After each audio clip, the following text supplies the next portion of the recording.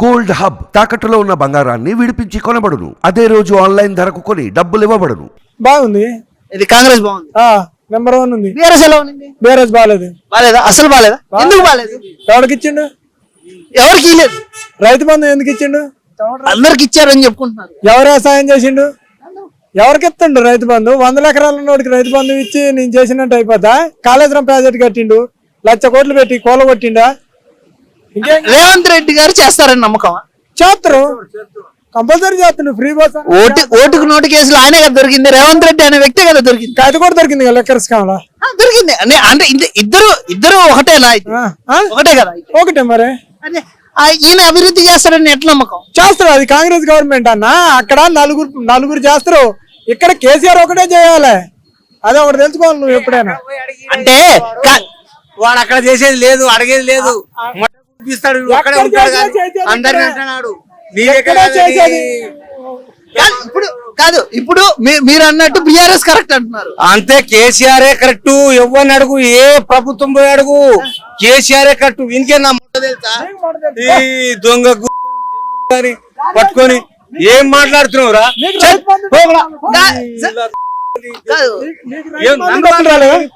అంతా హైదరాబాద్ మొత్తం అడుగురా, ఎవరు మంచిగా చేస్తున్నారు? ఇప్పుడు బీఆర్ఎస్ చేయండి, కాంగ్రెస్ చేసేదేంటి? ఏం చేసింది? ఏం చేయలేదు. బీఆర్ఎస్ ఏం చేయలేదు కదా, కాంగ్రెస్ ఏం చేస్తుంది? కాంగ్రెస్ వచ్చిందే మొన్న 3 నెలలు అయింది చేయని. 3 నెలల్లో ఏం చేసింది అని చెప్పి? 3 నెలలు అయింది చేయని. 3 నెలలు వచ్చి అంటే 3 నెలలు అయింది కాబట్టి ఇంకా అసలు ఏం చేయకపోయినా పర్లేదు అని అంటున్నారా? చేయాలి, టైం ఉంది, ఇంకా టైం ఉంది, చేస్తాడు. 3 నెలల్లో చాలా చేయొచ్చు కదా. చేస్తాడమ్మా. ఇప్పుడు 4 స్కీములు అమలైనయా కాలేదా? అమలు అయినా ఎంత వరకు అని అంటున్నా. అయితే రైతు బంధు ఇంతవరకు ఇవ్వలేదు. తప్ప ఏం లేదు, బండి తప్ప ఇంకేం లేదు. నువ్వు ఆటో నేను ఆటో కూడా బతారా? నువ్వు బతుకు ఫస్ట్. ఆటో వాళ్ళు పొట్టకోటి కొట్టారు ఫ్రీ బస్ పెట్టి కాంగ్రెస్. ఎందుకు వాళ్ళే కదా ఫ్రీ బస్ పెట్టి వాళ్ళకు కూడా సంవత్సరానికి గొడవ కాదు సంవత్సరానికి కదా. ఒక రోజు ఎంత సంపాదిస్తున్నావు? ఒకవేళ బీఆర్ఎస్ ప్రభుత్వం కొట్టినట్టే కదా. దేనికి గవర్నమెంట్ 30,000 ఇంట్లో కూర్చోరు? అదే గవర్నమెంట్ కి ఇవ్వమంటారు. అదే సంపాదించే ఆప్షన్ పోగొట్టారు కదా అని అడుగుతున్నా నేను. నడవట్లేదని అంటున్నారు కదా. ఎవరు వాళ్ళని నువ్వు నమ్ముతావు? వాళ్ళే కదా నడిపేది. వాళ్ళు అనుకుని నమ్మకపోతే అట్ట. వాడు సరే ఓకే కష్టపడి పనికి పోతావు. నువ్వు వస్తావు పనికి? చెప్పు. నువ్వు పనికి పోయే రకం ఆరనేది.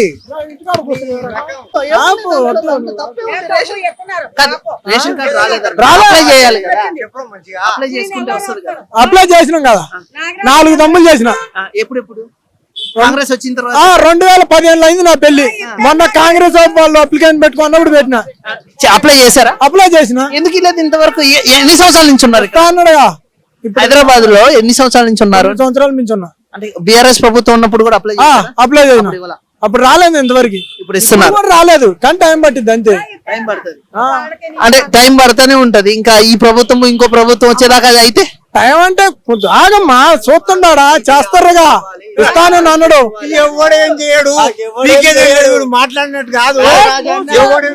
సరే ఇస్తారు, కంగారు పడికి ఇస్తారు, అన్ని ఇస్తున్నారు.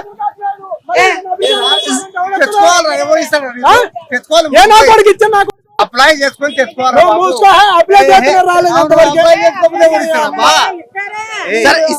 ఇస్తారులే. ఇప్పుడు అప్లై చేసుకుంటే ఇవ్వడని ఇస్తాడు. మనం ఇక్కడ మనం కూర్చొని మనం తెచ్చి ఇస్తాడు. అప్లై చేసుకుంటే ఇంతవరకు ఒక కార్డు పోవాలి మనం. మాకు వాళ్ళకి వచ్చేసింది. సరే థ్యాంక్ యూ అన్న. నడవలేదు, లాస్ వచ్చింది. 1,00,000 రూపాయలు లాస్ వచ్చింది, మూసేసాం. ఎలా బతకాలి? అదే చెప్పాలి. మీరే కదా ఓటేసింది. ఎవరికే కేసీఆర్ తెలియదు. ఇప్పుడు కాంగ్రెస్ కేసాం. అబద్ధమానం. మాకు అత్తమాడు బయలుదేరుతున్నాం. కాంగ్రెస్ ఈ బళ్ళు పెడుతున్నాం దొబ్బేశారు. మీకు వ్యాపారం చేసుకోండి, మీరు మీరు బళ్ళు పెట్టుకోండి, అమ్ముకోండి అన్నారు కేసీఆర్. మా బళ్ళు అన్ని పట్టిపోయారు. మేము ₹1,00,000 ఆసిపోయాం. ఎవరు తెస్తారు? మేము గుండు గీసుకుని ఇంట్లో కూర్చున్నాం. మరి వ్యాపారం మూసేసాం. అందరూ సమానం చేయాలి కదా కాంగ్రెస్ కూడా. పాపం ఆటో వాళ్ళకు పొట్టగొట్టి ఆటో వాళ్ళకి డబ్బులు ఇస్తారంట. ఏది 12,000 వేస్తారు. ఎంతవరకు సరిపోతాయి? ఏం చేద్దాం మరి? మేము అసలు గుండు గీసుకుని కూర్చున్నాం ఇంట్లోను. ₹1,00,000 లాస్ వచ్చినాయి. మాట్లాడి చెప్పు. ఇప్పుడు న్యాయం జరుగుతుందా? న్యాయం జరగాలని మేము మూసేసాం. జరుగుతుందా? ఇప్పుడు అప్పుడే 3 నెలల నుంచి మూసేసాం. మా దగ్గర డబ్బు లేదు, మేము బతకలేకపోతున్నాం. చెప్పండి. కాంగ్రెస్ ప్రభుత్వం వచ్చింది, జరుగుతుందా? జరుగుతుంది. ఎప్పటికల్లా జరుగుతుంది. 3 సంవత్సరాలు ఫుల్ గా జరిగేస్తుంది. కంపల్సరీగా. ఎలా చెప్పగలుగుతున్నారు? అంత నమ్మకంతో ఎలా తెలంగాణ వచ్చింది, అన్ని తినేశారు. మా బళ్ళు పెట్టాం, కాయలు పట్టుకుపోయారు. మున్సిపాలిటీ వాళ్ళు బళ్ళు పట్టుకుపోయారు, బండ్లు పట్టుకుపోయారు. అందుకని అలా పెట్టి కూర్చున్నాం. పెట్టలేదు. ఎందుకు పెట్టలేదు? కాంగ్రెస్ ప్రభుత్వం వచ్చింది కదా. ఇస్తారంట మాకు. ఇచ్చారా? ₹1,00,000 ఇస్తారంట వ్యాపారం చేసుకుంటారు. ఎప్పుడు ఇస్తారు? ఇప్పుడు ఇస్తారంట. అప్లై చేసుకున్నారా? మేము అప్లై చేసుకున్నాం. ఎప్పుడు అప్లై చేశారు? మేము చేసి అప్పుడే నెల అయింది. నాకు పింఛనీ వస్తుంది, మంచిగా ఉంది. గృహజ్యోతి గాని అన్ని బస్సులు ఒకటేనా? అంకుల్ లేడు, చచ్చిపోయాడు. అవునా? ఇప్పుడు మాత్రం మాకు చాలా లాస్ పోయాం. ఇప్పుడు ఆ ప్రభుత్వం ఎలా ఇస్తుందో అలా ఇవ్వాలి. పీగారంటే ఇంకా రాలేదా? ఏమి ఇంకా అమలు అవుతుంది కదా? అవుతుంది. అది ఆఫీస్ కట్టుకెళ్ళాలి. రేషన్ కార్డు ఇక్కడదే ఉందా లేకపోతే? 20 ఏళ్ళు అయింది వచ్చి. మమ్మల్ని చాలా లాస్ పెట్టారు. బొళ్ళన్నీ పట్టిపోయారు, కాయలన్నీ పట్టిపోయారు, కత్తులన్నీ పట్టిపోయారు. బీఆర్ఎస్ ప్రభుత్వం అలా చేసింది. కాంగ్రెస్ ప్రభుత్వం మాకు ఇప్పుడు వచ్చాక మంచిగా మమ్మల్ని కట్టబడండి, అమ్ముకోయండి. బాగా మంచిగా చెప్పారు నాకు. బాబు సరే, థ్యాంక్ యూ అమ్మా. థ్యాంక్స్. కాంగ్రెస్ వచ్చి 3 నెలలు అవుతుంది దాదాపు. ఎలా ఉంది పాలన? Okay, not bad, good. BRS కన్నా బాగుందా? బీఆర్ఎస్ కంటే చాలా బెటర్ ఉంది. చాలా మంది ఐటీకి కేటీఆర్ కరెక్ట్ అని అంటున్నారు. ఐటీకి కేటీఆర్ కరెక్ట్ అని అంటే ఇప్పుడు ఐటీ తీసుకురాలేదు కదా, కేటీఆర్ తీసుకురాలేదు కదా. ఐటీ అని అంటే ఇట్స్ ద కలెక్షన్ ఆఫ్ చాలా మెంబర్స్ ఉంటారు దాంట్లో. సబ్జెక్ట్ ఉన్న వాళ్ళు ఓన్లీ కేటీఆర్ వల్లనే ఐటీ వచ్చిందంటే దట్స్ నాట్ కరెక్ట్ థింగ్. ఎందుకంటే ఎలక్షన్ లో ఓడిపోయినప్పుడు బీఆర్ఎస్ ఓడిపోయినప్పుడు వీ మిస్ యూ కేటీఆర్ అని #, చాలా ట్రెండింగ్ లోకి వచ్చింది ట్విట్టర్ లో. ఎంత ప్రేమ లేకపోతే అంత ట్రెండింగ్ చేస్తారు. తెలంగాణ అంటే ఓన్లీ ఐటీ పీపుల్ కాదు కదా బ్రో. అగ్రికల్చర్ ఉంటారు, నార్మల్ స్టూడెంట్స్ ఉంటారు, బీటెక్ స్టూడెంట్స్ ఉంటారు, డిగ్రీ. కాంగ్రెస్ ప్రభుత్వంలో ఐటీ కూడా డెవలప్ అవుతారా? 100% ప్యారలల్ గా డెవలప్మెంట్ ఉంటుంది. ఓన్లీ ఐటీ మీదనే కాన్సన్ట్రేషన్ చేస్తే స్టేట్ ఎప్పుడు డెవలప్ కాదు. అన్ని అర్బన్ డెవలప్మెంట్ ఉండాలి, రూరల్ డెవలప్మెంట్ ఉండాలి. కాకపోతే మన దగ్గర కేటీఆర్ అనే ఆయన ఇక మొత్తం ఐటీ మీద కాన్సన్ట్రేషన్ చేశాడు కాబట్టి రూరల్ లో బాగా నెగిటివిటీ వచ్చింది అంతే. ఈసారి కాంగ్రెస్ గెలవడానికి కూడా మెయిన్ రీజన్ అదే. హరీష్ రావు తెలుసు కదా, ఇంకా తాను ఏంటంటే మొత్తం రూరల్ చూసుకుంటారు. అట్లా అని చెప్పి రూరల్ సైడ్ బాగా నెగిటివ్ వచ్చేసింది టీఆర్ఎస్ గవర్నమెంట్ మీద. అందుకే ఈసారి ఓడిపోవడానికి మెయిన్ రీజన్ అదే. సిటీలో అంతగా కాంగ్రెస్ లేదు. లేదు అందుకే అదొకటే మెయిన్ రీజన్ ఓడిపోవడానికి. But only it's been 100 days కదా, ఇంకా మనకు 4.5 years ఉంది. పిలిచి చూద్దాం. Thank you bro.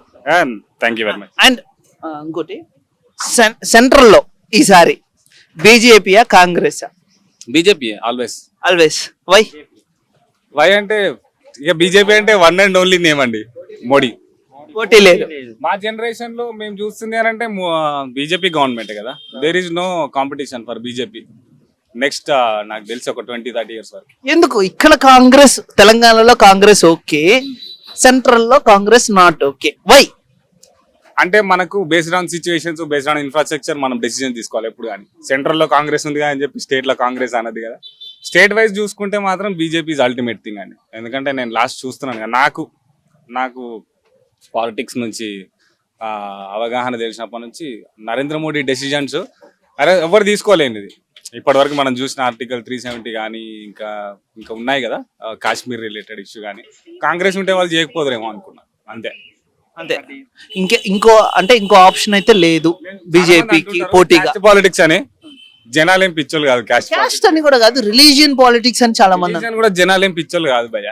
Only religion వేస్తే ఇక నరేంద్ర మోడీ గెలవలే. ఎందుకంటే మనకు ఉత్తరప్రదేశ్ లో మోస్ట్ ఆఫ్ ది పీపుల్ ముస్లిమ్సే ఉంటారు. ఆయన యోగి గెలుస్తలేడా అట్లా అనుకుంటారు. కానీ రిలీజియన్, క్యాస్ట్ పాలిటిక్స్ ఇవన్నీ వేస్ట్. జనాలు ఎట్లా అంటే వెల్ టాలెంటెడ్ ఉంటారు.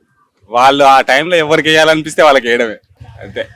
అంటే చాలా మంది అనుకునేది ఏంటంటే ప్రస్తుతం మళ్ళీ మోడీ వస్తే ఇంక వేరే కమ్యూనిటీ వాళ్ళని బతికిచ్చే సమస్య లేదు, అంటే తొక్కేస్తారు అనే ఒక ఒపీనియన్ లో ఉన్నారు చాలా మంది. దాని మీద మీరు ఏమంటారు? మోడీ వల్ల ఏ కమ్యూనిటీకి లాస్ అయిందో నాకు తెలిస్తే అది చెప్పొచ్చు answer. Or another religion also, like మిగతావి హిందువులు కాకుండా. అట్లేం లేదు బ్రో. ఇప్పుడు ఏ ప్లేసెస్ లో కూడా మోడీ వచ్చిండే అని చెప్పి ముస్లిమ్స్ లకి ఏం మీద పడి కొడతలేరు కదా. అందరికి ఫ్రీడమ్ ఉంది, ఎక్కడ ఏం డిస్టర్బెన్స్ అయితే ఏం లేదు. కాకపోతే కొన్ని నిర్ణయాల వల్ల ఈ మోడీ గారు పక్షపాతి అని నేను అనుస్తుంది. ఎందుకంటే ఇండియాని భారత్ అనే పేరు మార్చడం, రామ మందిరం గాని Planning. నో ఇష్యూ, అంటే అక్కడ నేమ్ ట్యాగ్ మీద మెన్షన్ చేశారు కదా భారత్ అని. So Bharat India is not Bharat అని ఏదో మనం ఉన్నది కదా, ఇండియా ఈజ్ భారత్ అని ఉంది కదా. సో అందుకని మార్చారని కొంతమంది అంటున్నారు. లేదు హిందువులకి మాత్రమే ఈ సొంతము ఈ భూమి అనే దానికోసమే మార్చారు అని అంటున్నారు. హిస్టరీలో కూడా భారత్ అని అది మనం మాట్లాడుకుంటున్నామని భారత్ నేమ్ పెడుతున్నారు తప్ప ఇలా మోడీ తీసుకొచ్చింది ఏం లేదు స్పెషల్ గా.